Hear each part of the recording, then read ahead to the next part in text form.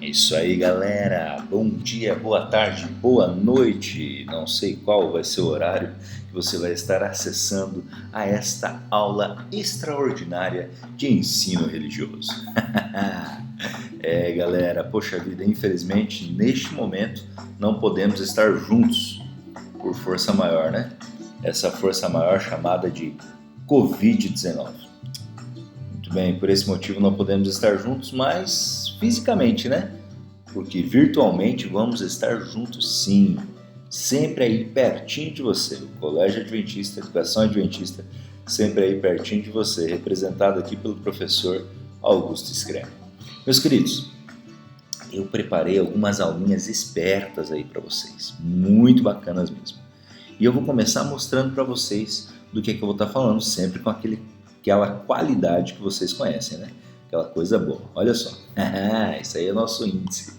Então, olha só, eu vou começar falando para vocês, afinal, Deus existe? Aqui vamos viajar em alguns argumentos. Lembramos do agnosticismo, definimos aí o agnosticismo, né? Vamos provocar vocês a imaginarem uma possibilidade e os resultados da inexistência de Deus. Imagina só, se Deus não existisse, como seria? A gente vai mostrar algumas possíveis soluções fracassadas para algumas decisões que nós teremos que tomar. Também vamos falar sobre o argumento cosmológico, o argumento do movimento, argumento do design inteligente, argumento étnico e argumento psicológico. Então vamos colocar aí essas coisas em prática agora, neste momento. Lembrando que nós falamos lá, lembra? Da última matéria, nós comentamos ali sobre a existência de Deus. E nós estivemos comentando um pouquinho sobre a possibilidade da ciência estar combinada com a religião. E nós chegamos a essa ideia, mesmo conhecendo que realmente a ciência e a religião são perfeitamente combináveis. Mas olha só, há cientistas muito inteligentes, grandes gênios, que creem sinceramente em Deus. Então, mas nós não podemos admitir isso como uma prova, né? Da prova da existência de Deus, porque afinal tem outros gênios que também são grandes gênios, mas que não acreditam em Deus. Então, olha só, meus queridos, dentro dessa ideia tem um grupo muito interessante. Tem um grupo que ele diz o seguinte: eu não sou religioso. Ah, você não é religioso, então você é ateu. Não, também não sou ateu. Ué, que grupo é esse? Aí, professor, esse grupo é um grupo muito conhecido como os agnósticos. Tá vendo aí? O agnosticismo. Agora, o que é o agnosticismo? A principal ideia do agnosticismo é a seguinte, meus queridos. Eles dizem que é impossível ter certeza de qualquer verdade absoluta. É impossível ter certeza de qualquer verdade absoluta. Nesse mundo tudo é relativo, então é impossível ter certeza de qualquer verdade absoluta. A verdade absoluta não existe, nós não podemos ter certeza de nada. Esse é o argumento que eles usam. Mas olha só, pensa comigo, meu querido.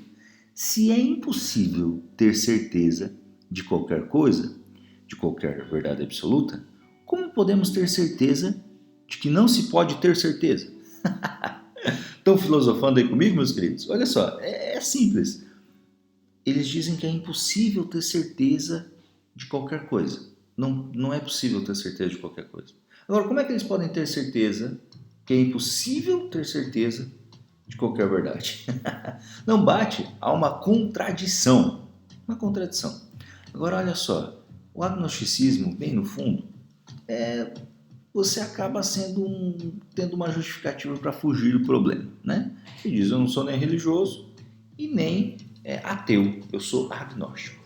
Então, é isso que é ser agnóstico. O agnosticismo, ele prega que é impossível ter a certeza de qualquer verdade absoluta. Nessa mesma frase, obviamente, como acabamos de ver, existem essas contradições. Então, vamos agora fazer algo fantástico. Fazer o quê? Vamos colocar uma série de argumentos para provar que Deus existe. Ué, professor, você vai provar que Deus existe? tantos anos, tanta gente tentando falar e você vai provar agora que Deus existe? Não, meus queridos. Eu só vou estar mostrando para vocês uma série de argumentos que realmente, argumentos racionais, argumentos verdadeiros que existem para provar que realmente Deus existe. Mas, obviamente, bem no fundo, no final, tanto para acreditar na ciência, quanto para acreditar na evolução, quanto para acreditar na criação, nós necessitamos ter fé. Necessitamos ter fé. E nós vamos discorrer sobre isso em alguns momentos. Quero falar para vocês um pouquinho da história desse camarada aqui, ó. Esse escritor russo, Fyodor Dostoiévski. Fyodor Dostoiévski, né? Já pensou, se você ainda não tem um nome legal para colocar no seu filho? Aí tá uma dica, né? Fyodor. Pensou? Chamando ele? Fyodor, vem almoçar, meu filho. Fyodor, acorda para ir para a escola. Você tem aula com aquele professor fantástico, que é o professor Augusto Scremin hoje. Fyodor, vai para aula. Eu só coloquei em várias ideias aí para você colocar o seu nome, o nome do seu filho de Fyodor. Gente, brincadeiras à parte, olha só. Em 1879 ele publicou uma obra chamada Os Irmãos Karamazov, na qual o personagem Ivan Karamazov propõe a ideia de um mundo se Deus não existisse, se os homens não tivessem, não pudessem sonhar com a vida eterna. Olha só. O que aconteceria então se Deus não existisse e os homens não pudessem sonhar com a vida eterna? Aconteceriam algumas coisas. Por exemplo, os homens não sentiriam a mínima obrigação de amar o semelhante. Não haveria leis universais, tudo seria relativo, tudo seria permitido. E algo que não é nem preciso ter um Sherlock Holmes para descobrir é essa último ponto ali, último bullet, que diz o seguinte: o fim das religiões. É claro, se Deus não existisse, não ia existir, né, essas religiões, nenhuma religião. Então, olha só, os homens não sentiriam a mínima obrigação de amar seu semelhante, o amor não existiria mais. Não haveria leis universais, né? Tudo seria relativo. Nós temos aí perante a Bíblia várias coisas que são certas e são erradas. Agora, olha só que interessante, sem isso, que argumento moral então teríamos para sentenciar à cadeia um ladrão, um estuprador ou um assassino? Todas essas coisas nós sabemos que é errado porque Deus afirmou na sua palavra. Pois em lugares onde não se crê neste Deus moral, descrito na Bíblia, meus queridos, ocorrem coisas que nós chamamos de assombrosas, terríveis, como o sacrifício de crianças, o canibalismo, a poligamia. Tudo isso acontece nesses lugares onde eles não têm esse Deus moral, esse Deus que a Bíblia descreve. Então, olha só, como nós podemos então, qual seria a solução dessa sociedade, né? Qual seria a solução dessa sociedade? Essa sociedade que não teria essa autoridade sobre-humana, né? Que determina quais atos são errados, né? Seria o seguinte, olha só, temos algumas soluções. Então, como determinaríamos que algo realmente é um crime, é uma imoralidade nessa sociedade sem Deus? Um dos argumentos que temos é o argumento da razão. As pessoas dizem, não, através da razão. O homem é um ser racional. Então, através dessa racionalidade, este homem conseguiria chegar à solução e identificar o parâmetro do que realmente é um crime, é uma imoralidade, e do que é bom também. Mas, meus queridos, existe a razão do bandido e do mocinho. Aquilo que o camarada acredita que é certo, realmente pode ser certo, mas realmente pode ser errado. Uma pessoa pode ter uma muito boa intenção e acreditar e ter na sua razão algo que é errado. Os parâmetros que iríamos usar, quais parâmetros iríamos usar para dizer que o primeiro está certo e o segundo está errado? Meus queridos, as sociedades são totalmente diferentes, as culturas são totalmente diferentes. Coisas consideradas certas em determinada cultura são consideradas completamente erradas em outra. O mesmo terrorista que o Ocidente considera um assassino, ele é celebrado como herói em algumas regiões lá do Oriente. Vocês acreditam que em 2014, uma biblioteca de uma escola para meninas recebeu o nome de Osama Bin Laden? Já pensou? Uma honra, um herói, que nós sabemos que matou centenas de pessoas. Então, assim, seria a razão humana uma fonte inquestionável de imoralidade? O que vocês acham? É claro que não. A razão humana não é capaz de impor parâmetros do que realmente é um crime, do que é realmente uma imoralidade. Ah, mas tem uma segunda ideia. Muitas pessoas chegam... Sim, professor, mas nós podemos usar a natureza. A natureza. A natureza, meu amigo. Então nós podemos usar a natureza como parâmetro do que realmente é um crime, do que é realmente uma imoralidade, do que é certo, do que é errado. Oh, meus queridos, algumas aranhas fêmeas e algumas fêmeas de insetos, mas tem uma que é muito conhecida, que é a viúva negra, né? Você vê, ela vai lá, namora, né? Ela se relaciona ali com o seu macho, com o macho. Depois do acasalamento, ela vai lá e mata o macho. Imagina só, vai lá, acasala e mata. E ela sai andando tranquila, sem nenhuma dor na consciência.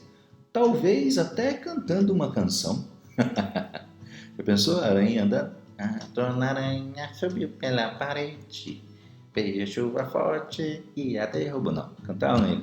Mas ela está ali sem nenhuma preocupação, natural, normal. Tudo que ela fez é normal. Agora imagina só. Ah, professor, mas tem uns pinguinzinhos que é a coisinha mais linda, que eles acasalam e daí eles ficam com a mesma pinguinha e o pinguinho juntos, muitos anos. Ah, meu querido, você sabia que tem determinados grupos de pinguins que empurram os companheiros mais fracos geleira abaixo para servir de isca e distrair dos predadores? Oh, meu querido, o camarada vai lá, pica o pé no pinguinzinho, o pinguinzinho cai lá embaixo porque é mais fraco e os predadores vão comer aqueles mais fracos e eles vão fugir, vão comer, vão fazer qualquer outra coisa. Vamos fazer isso então? Vamos aplicar isso à raça humana? É possível? O que vocês acham? Vamos fazer isso. Não, meus queridos, não é possível fazer isso. Não é possível usar a natureza como parâmetro, também não é possível usar a razão como parâmetro. Meus queridos, estava aí este senhor aí, bonitão, olha só, cabeludo, né? O cabelo já é, olha o sorriso dele. Esse senhor, como eu gostaria de ser, né? Quando eu ficasse velho, eu gostaria de ser um senhorzinho assim, mas infelizmente meu cabelo já está caindo, eu vou ser daqueles velhinhos careca.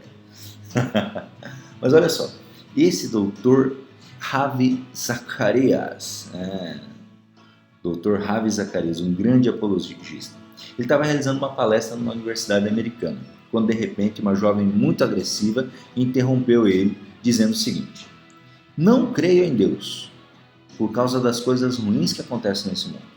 O fato de existirem coisas ruins é a maior prova de que Deus não existe. E ele, com todo cuidado, foi e respondeu: pelo menos num ponto estamos de acordo. Existem coisas ruins. Mas como é que eu sei que algo é ruim? E ele começa a explicar, meus queridos, como é que a gente sabe que algo é ruim? Ele explica que é o seguinte: nós sabemos que algo é ruim porque existe algo bom que eu posso tomar como referência para estabelecer uma comparação. Ou seja, eu conheço algo, eu sei que algo é ruim porque tem algo bom que eu posso comparar.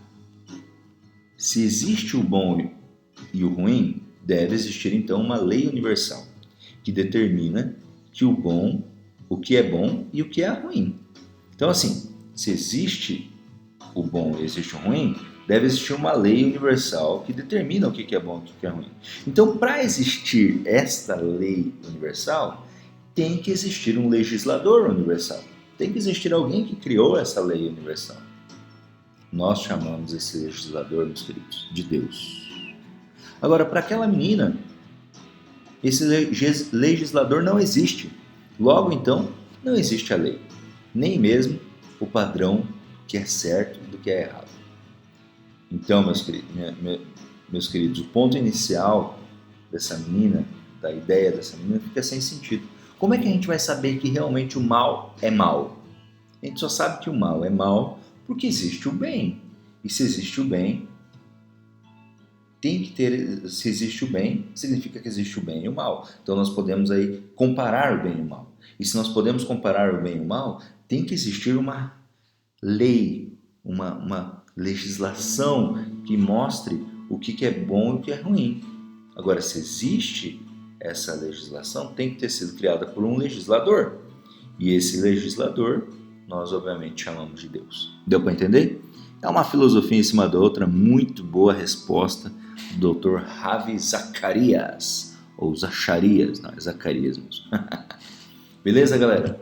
Então, olha só, trouxe também para vocês aqui uma curiosidade. Meus queridos, a Bíblia diz que sempre existiu um único Deus. A Bíblia sempre disse isso. Entretanto, no Antigo Oriente Médio, entre os povos que não adoravam o único Deus, Criador, um ídolo ou um Deus local era adorado em cada cidade. Já pensou? Eu lá em Curitiba, na minha cidade, eu adorava um Deus, mas chegava aqui em São José do Rio Preto, vocês adoravam outro Deus. E assim por diante, né? Outro Deus em Mirassol, outro Deus em Ribeirão Preto, e assim por diante. Um Deus em Marília, outro Deus. Então, todo lugar tinha um Deus diferente. Atualmente, só existem 3 grandes religiões no mundo que são monoteístas. São elas: o cristianismo, o islamismo e o judaísmo. São as 3 religiões aí que são monoteístas. Beleza, galera? Então, olha só. Agora eu quero falar para vocês um pouquinho desses camaradas aqui. Esses camaradas aí são muito top. Então, nós tivemos ali o Leibniz e a foto desses 3 aí, ó. Tomás de Aquino, Blaise Pascal, Isaac Newton. Esses camaradas tentaram provar que Deus existe. Mas a questão de provar é meio complicada, porque olha só, em termos de ciência, provar significa analisar, medir e principalmente repetir o experimento para poder ter o mesmo resultado. Então, na ciência é isso, provar é isso. Sendo assim, podemos provar a lei da gravidade. Nosso querido Newton ali, o mais bonito das 3 fotos ali, cabeludo, olha só. Ele disse isso. A gente conseguiu comprovar a lei da gravidade, porque é possível fazer o teste e ver que todos os corpos realmente são atraídos para o centro da Terra. Porém, meus queridos, tem coisas que não tem como ser repetidas ou experimentadas. Por exemplo, olha só, não dá para provar que 2 retas paralelas são infinitas e jamais se cruzam. Para isso, a gente precisaria conseguir verificar de um a outro ponto no infinito e nos certificarmos de que realmente são contínuas e jamais se cruzam. Esta é uma verdade que podemos enunciar porque é lógica, faz sentido, mas não podemos prová-la porque está além do nosso alcance. Não tem como a gente provar isso. O mesmo se dá com Deus, meus queridos. Se ele pudesse ser provado, estaria dentro das limitações humanas. E não seria grande o bastante para poder ser Deus. Por isso, não podemos provar que ele existe, mas podemos enunciar sua existência, pois esta é uma crença lógica. Uma crença lógica, meus queridos. E eu quero que você analise comigo profundamente agora o que diz a palavra de Deus. Quem vai a Deus precisa crer que Ele existe e que recompensa os que procuram conhecê-lo melhor. Ah, meus queridos, esse versículo que está ali em Hebreus, capítulo 11, versículo 6, é extraordinário.